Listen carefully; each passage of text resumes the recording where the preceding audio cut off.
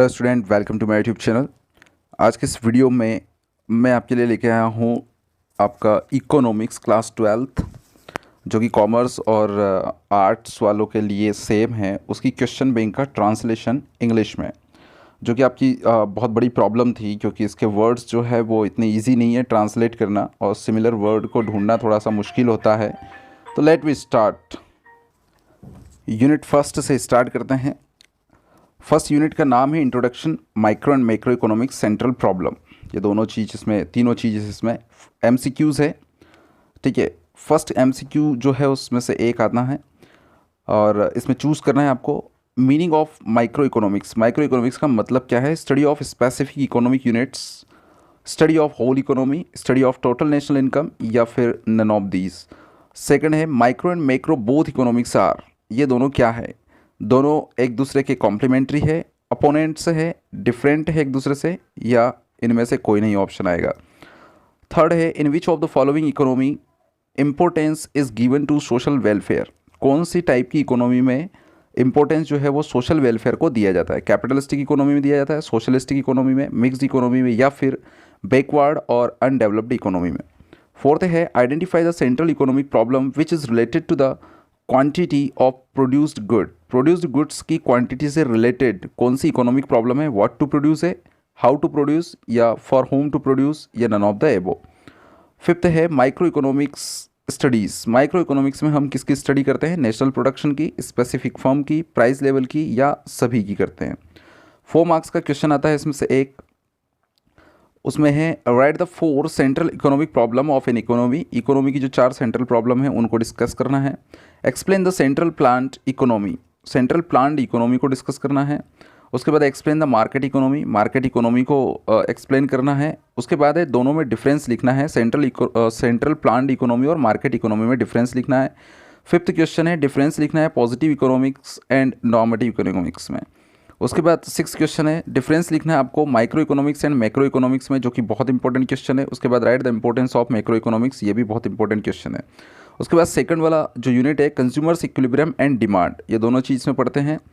और 1 मार्क्स के 4 क्वेश्चन है, यानी कि ऑब्जेक्टिव जो है वो 4 आएंगे। 2 मार्क्स के 1 क्वेश्चन रहेगा, और 3 मार्क का जो है वो 2 क्वेश्चन आएंगे, और 5 मार्क्स का 1 क्वेश्चन आएगा। यानी कि कहने का मतलब है कि टोटल 17 मार्क्स के क्वेश्चंस आएंगे, जो कि बहुत इंपॉर्टेंट लेसन है ये। एमसीक्यू देख लेते हैं सबसे पहले। When marginal utility zero total utility. जब मार्जिनल यूटिलिटी जीरो हो जाती है तो टोटल यूटिलिटी क्या होती है? स्टार्ट डिमिनिशिंग होना शुरू हो जाती है, इंक्रीज होना शुरू हो जाती है, या स्टैटिक फिक्स रहती है, या फिर स्टार्ट्स मल्टीप्लाइंग या मल्टीपल होना शुरू हो जाती है। सेकंड है मार्जिनल यूटिलिटी में भी। मार्जिनल यूटिलिटी क्या हो सकती है? पॉजिटिव हो सकती है, नेगेटिव हो सकती है, जीरो हो सकती है, या ऑल ऑफ द एबो, या सभी हो सकती है। उसके बाद थर्ड है downward slope of indifferent curve shows. Indifferent curve का जो डाउनवर्ड स्लोप होता है वो क्या दिखाता है? पॉजिटिव स्लोप होता है, नेगेटिव स्लोप होता है, स्टैटिक या फिक्स स्लोप होता है, या नन ऑफ द एबो। यहाँ पे स्टैटिक और फिक्स दोनों वर्ड इसलिए मैंने लिखे हैं कि इसमें स्टैटिक भी आ सकता है और फिक्स्ड वर्ड भी आ सकता है। फोर्थ है the utility from last consumed unit. Unit ही नहीं है, सॉरी, ये यूनिट है। इस कार्ड लास्ट यूनिट को जो कंज्यूम करते हैं उससे जो यूटिलिटी मिलती है उसको हम क्या कहते हैं? मार्जिनल यूटिलिटी कहते हैं, पॉजिटिव यूटिलिटी कहते हैं, नेगेटिव यूटिलिटी कहते हैं, या जीरो यूटिलिटी कहते हैं। उसके बाद फिल इन द ब्लैंक्स है। Total utility is a sum of. Total utility किसका सम होती है? तो मार्जिनल यूटिलिटी का सम होती है। High indifference curve shows satisfaction. High indifference curve जो है वो किसके सेटिस्फेक्शन को शो करता है? Utility has a power to satisfy the wants of. Utility जो है उसमें एक पावर होती है वांट्स को सेटिस्फाई करने की, किसके? ह्यूमन बींग्स के।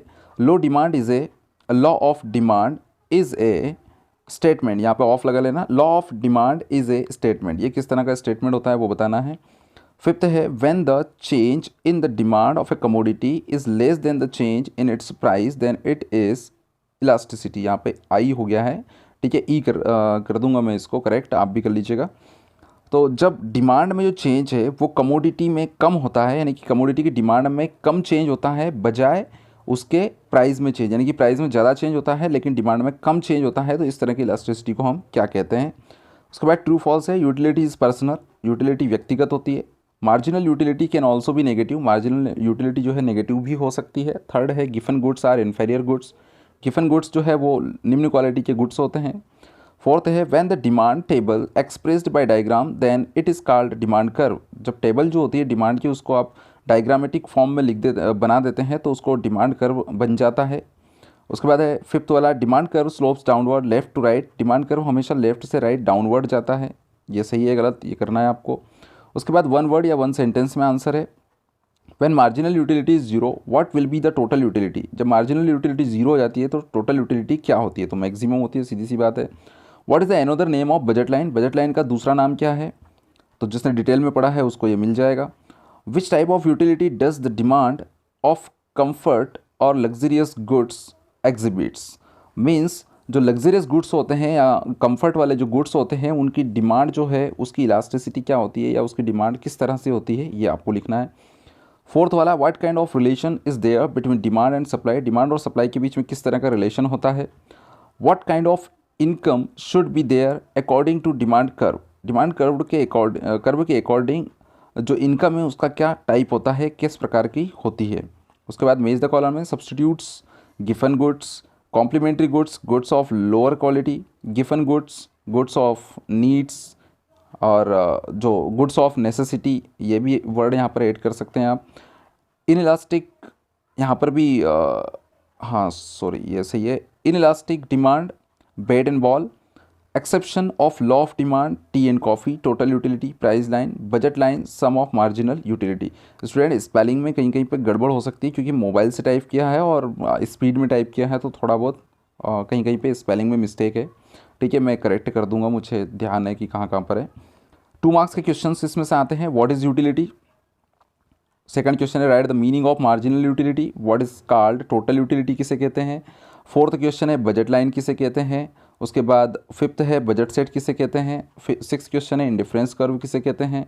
उसके बाद डिमांड का मीनिंग बताना है आपको। और एट्थ क्वेश्चन है कि what is called elasticity of demand, या इलास्टिसिटी की स्पेलिंग गलत है, ठीक है, इसको करेक्ट कर लेंगे। तो इलास्टिसिटी ऑफ डिमांड किसे कहते हैं ये बताना है। 3 मार्क्स के क्वेश्चन है write the 3 characteristic of utility. Utility के 3 कैरेक्टरिस्टिक लिखना है। उसके बाद सेकंड क्वेश्चन में रिलेशन बताना है आपको मार्जिनल यूटिलिटी, टोटल यूटिलिटी और एवरेज यूटिलिटी के बीच में। उसके बाद जो लॉ ऑफ डिमांड है उसको डिफाइन करना है आपको डायग्राम की हेल्प से। उसके बाद 3 कैरेक्टरिस्टिक्स लिखना है इंडिफरेंट कर्व के फोर्थ क्वेश्चन में। फिफ्थ क्वेश्चन है एक्सप्लेन करना है आपको इंडिफरेंस कर्व को, यानी कि इंडिफरेंस कर्व भी बनाना है, उसको एक्सप्लेन भी करना है एग्जाम्पल की हेल्प से। सिक्स क्वेश्चन है आपको एलिमेंट्स लिखना है या एलिमेंट्स को डिस्क्राइब करना है जो कि किसी भी कमोडिटी की डिमांड को इफेक्ट कर सकते हैं। सिक्स क्वेश्चन है what are the general and inferior goods. General goods क्या होता है इसकी भी डेफिनेशन लिखना है और इन्फेरियर गुड्स की भी डेफिनेशन लिखना है और उसको एक्सप्लेन करना है। एट्थ क्वेश्चन है what are the substitute and supplementary goods. तो पहले डेफिनेशन लिखना है सब्सटीट्यूट की और दूसरी लिखना है सप्लीमेंट्री गुड्स की। उसके बाद नाइन्थ क्वेश्चन है आपको फुली इलास्टिक डिमांड को एक्सप्लेन करना है डायग्राम की हेल्प से। उसके बाद 10th क्वेश्चन है जो फुली इन इलास्टिक डिमांड है उसको आपको डायग्राम की हेल्प से एक्सप्लेन करना है। 5 मार्क्स के क्वेश्चंस हैं। फर्स्ट क्वेश्चन है explain the law of diminishing marginal utility with the help of diagram. Diminishing marginal utility को डायग्राम की हेल्प से एक्सप्लेन करना है। उसके बाद जो मेन एलिमेंट्स हैं सेकंड क्वेश्चन में वो डिस्क्राइब करना है जो कि इफेक्ट करते हैं किसी भी कमोडिटी की डिमांड की इलास्टिसिटी को। उसके बाद explain the indifference curve in detail. Third question है कि इनडिफरेंस कर्व को डिटेल में एक्सप्लेन करना है। फोर्थ क्वेश्चन है write the exception of the law of diminishing marginal utility. Diminishing marginal utility के एक्सेप्शंस जो है उनको बताना है कि कब डिमिनिशिंग मार्जिनल यूटिलिटी जो है वो जैसे कि मनी जो होता है, मनी की जो चाहत होती है अर्न करने की, उसका जो यूटिलिटी मतलब मार्जिनल यूटिलिटी है वो कभी कम नहीं होती है बल्कि जितना व्यक्ति कमाता है वो बढ़ती जाती है। तो ये कुछ एक्सेप्शंस है, इनको बताना है। फिफ्थ क्वेश्चन है एक्सप्लेन द डिफरेंट टाइप्स और degrees of price elasticity of demand with the help of appropriate diagram. सही डायग्राम की हेल्प से आपको बताना है कि इलास्टिसिटी ऑफ डिमांड की डिग्रीज कौन कौन सी होती है या उसके टाइप्स कौन कौन से होते हैं। थर्ड यूनिट पर आ जाता है प्रोड्यूसर्स बिहेवियर एंड सप्लाई। इसमें अगर आप देखेंगे तो 1 मार्क के जो ऑब्जेक्टिव टाइप क्वेश्चन है 4 आएंगे। 3 मार्क्स का एक क्वेश्चन, 4 मार्क्स का एक क्वेश्चन और 5 मार्क्स का एक क्वेश्चन। सबसे पहले हम एमसीक्यू देख लेते हैं। Relationship between physical inputs and physical output is called. Physical input और फिजिकल आउटपुट के बीच में संबंध क्या होता है। Cost function, input function, production function या टेक्निकल फंक्शन का। सेकंड क्वेश्चन है which law of production function is applicable in short term. Short term या शॉर्ट रन। शॉर्ट रन में जो प्रोडक्शन फंक्शन है उसके लिए कौन कौन से लॉ एप्लीकेबल होते हैं? Law of variable proportions, return to scale, both A and B दोनों आएंगे, या फिर none of the above. In the first stage of production, production के फर्स्ट स्टेज में क्या होता है? इंक्रीजिंग रिटर्न मिलता है टोटल प्रोडक्शन में, या डिमिनिशिंग मार्जिनल रिटर्न मिलता है, या इंक्रीजिंग मार्जिनल रिटर्न मिलता है, या बोथ ए एंड बी दोनों आएंगे। फोर्थ क्वेश्चन है which cost is exist before the start of production work. Production का वर्क स्टार्ट होने से पहले कौन सी कॉस्ट जो है वो पहले से ही होती है? टोटल कॉस्ट होती है, मार्जिनल कॉस्ट होती है, या फिक्स कॉस्ट होती है, या वेरिएबल कॉस्ट होती है। फिफ्थ है विच of the following is not the example of fix cost. कौन सा एग्जाम्पल जो है वो फिक्स कॉस्ट का नहीं है? Expense on land and building, expense on plant and machinery. Third है wages and salary of temporary labour, या फिर लाइसेंस फीस। फिर इन द ब्लैंक्स है, फर्स्ट है the law which is applicable is called the law of variable production. कौन सा law जो है जो एप्लीकेबल होता है लॉ ऑफ मतलब कि वेरिएबल प्रोपोर्शन में, उसको क्या कहते हैं ये बताना है आपको। The law which is applicable in is called the law of return to scale. जो लॉ एप्लीकेबल होता है किसी पर्टिकुलर कंडीशन में, वो कौन सा लॉ है जिसको कि रिटर्न टू स्केल कहा जाता है। थर्ड है average cost and marginal cost both are calculated from cost. Average cost और मार्जिनल कॉस्ट दोनों ही को किससे ज्ञात किया जाता है? कौन सी कॉस्ट से ज्ञात किया जाता है? उसके बाद है cost intersects average cost at its lowest point. कौन सी कॉस्ट जो है वो एवरेज कॉस्ट को उसके लोवेस्ट पॉइंट पर इंटरसेक्ट करती है। फिफ्थ है in case of increase in the number of firms in the market supply. अगर किसी मार्केट में जो नंबर ऑफ फर्म्स है वो बढ़ जाती है, या नंबर ऑफ मतलब संख्याएं बढ़ जाती है फर्म्स की, तो सप्लाई पर क्या इफेक्ट पड़ता है? ट्रू फॉल्स है।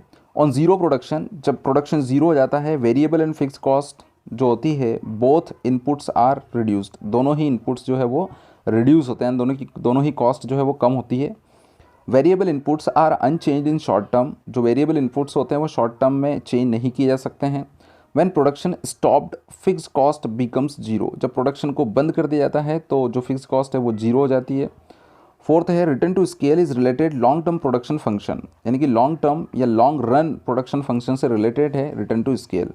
फिफ्थ वाला है ऑन इंक्रीज इन टैक्स। जब टैक्स में इंक्रीज होता है तो there is increase in production, तो प्रोडक्शन में इंक्रीज होता है, प्रोडक्शन कॉस्ट में इंक्रीज होता है, और सप्लाई में डिक्रीज होता है। उसके बाद मेज द कॉलम, इसको देख लीजिएगा, ठीक है, इसको रीड नहीं कर रहा हूँ मैं, लंबा वीडियो हो जाएगा otherwise.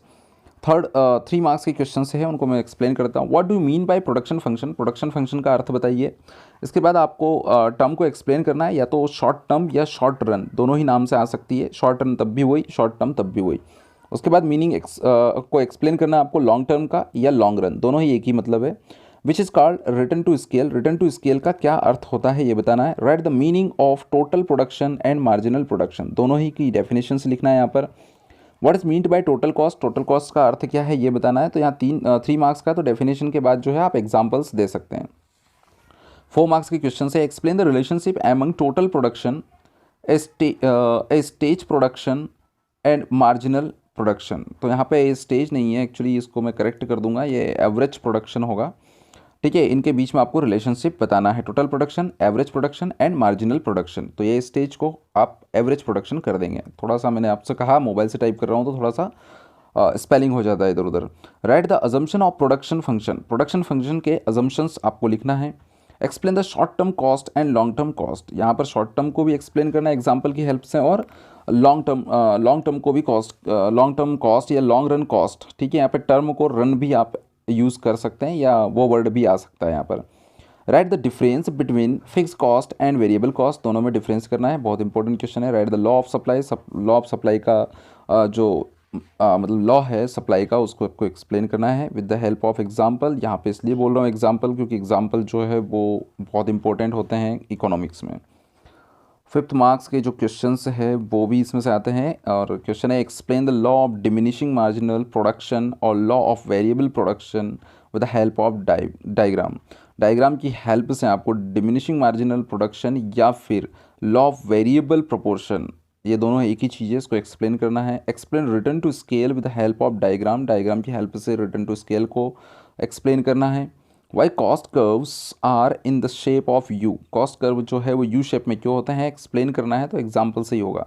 Explain the elasticity of supply, supply की इलास्टिसिटी जो होती है उसको एक्सप्लेन करना है। Write the main elements which affect the elasticity of supply, supply elasticity of supply को इफेक्ट करने वाले मेन एलिमेंट्स को आपको एक्सप्लेन करना है।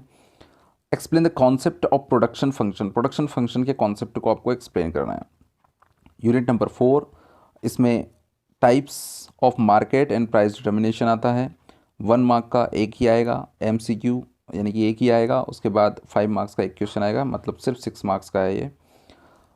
MCQs मैं आपको एक्सप्लेन करता हूँ। विच of the following form of the market is a price determinant, कौन सा मार्केट का फॉर्म जो है वो प्राइस डिटर्मिनेंट माना जाता है? Monopolistic market, oligopoly market, perfect competition वाला मार्केट या मोनोपोलिस्टिक कंपटीशन वाला मार्केट।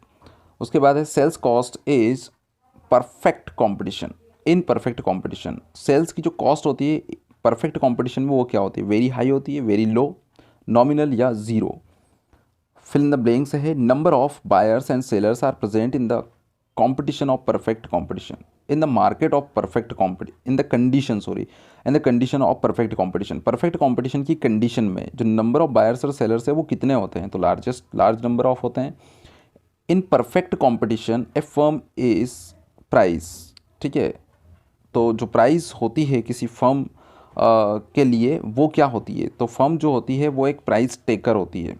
उसके बाद ट्रू फॉल्स है there is no competition in the market in perfect competition, ठीक है, किसी मार्केट में कंपटीशन नहीं होगा यदि वहाँ पर परफेक्ट कंपटीशन है, तो नाम ही परफेक्ट कंपटीशन है तो कंपटीशन कैसे नहीं होगा?